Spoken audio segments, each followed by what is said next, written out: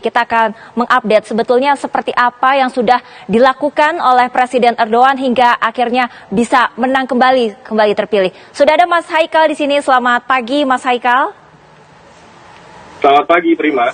Mas Haikal, menurut Mas Haikal, apa sih yang sudah dilakukan Presiden Erdogan hingga akhirnya bisa terpilih kembali oleh mayoritas rakyat Turki?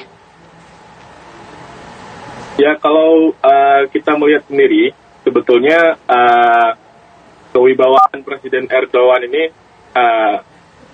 kewibawaan dan kekuatan kepemimpinan Presiden Erdogan ini kan sangat digemari oleh masyarakat Turki, sehingga terbukti selama 20 tahun, gitu ya, selama sekitar 20 tahun dan sekitar 12 kali keikutsertaan dalam pemilu masih belum bisa terkalahkan oleh oposisi sampai saat ini.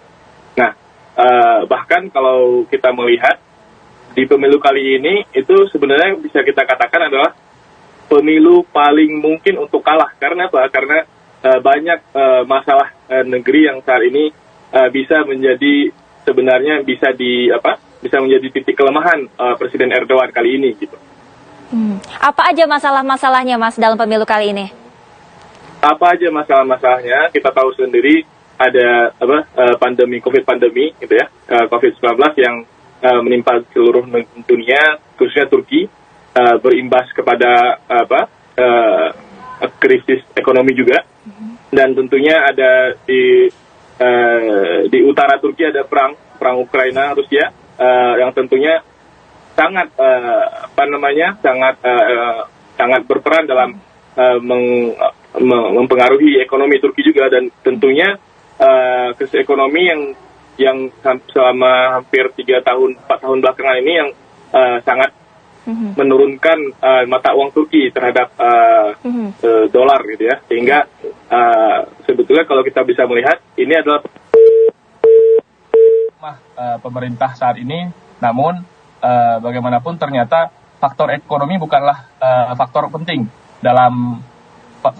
namun tidak hanya satu-satunya faktor yang menjadi variabel penting untuk melemahkan pemerintah saat ini gitu. Oke, Mas Haikal, ini kan tadi seperti yang Mas Haikal sampaikan juga, kurs nilai mata uang Turki kan sangat jatuh begitu ya di mata dunia gitu.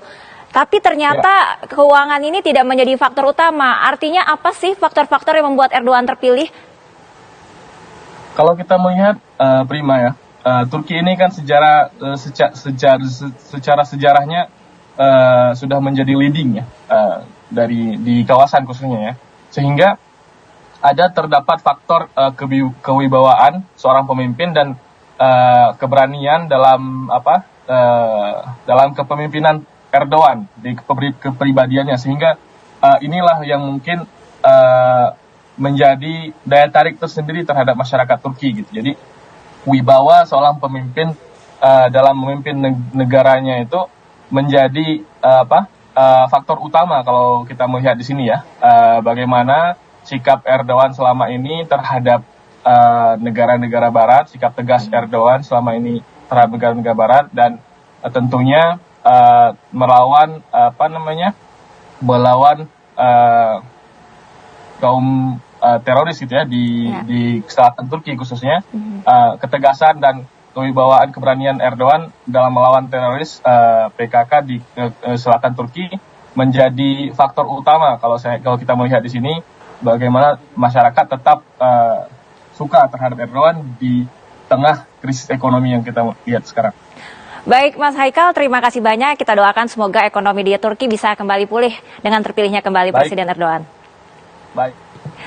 Pemirsa, informasi tadi menutup jumpa kita di Kabar Utama Pagi, dan setelah ini Anda bisa menyaksikan tayangan Hidup Sehat di TV One. Saya Prima Vernia undur diri, terima kasih dan sampai jumpa.